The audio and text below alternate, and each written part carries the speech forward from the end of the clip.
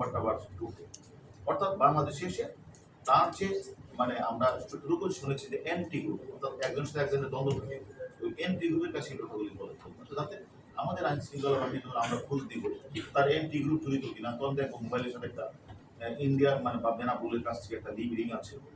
তারা এরকম ভাবে অত্যন্ত সূক্ষ্মভাবে এবং তারা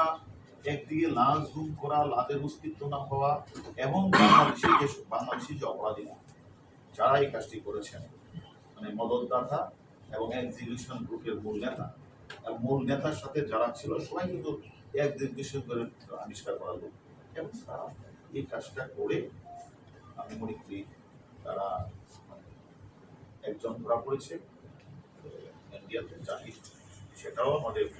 মূল এক্সিকিউশনের রিক্রুট করালো তার দলের সদস্য পূর্বলা কমিউনিস্টের সদস্য এবং এখন যে প্রশ্নটা করেছেন আপনি যে অ্যাকচুয়ালি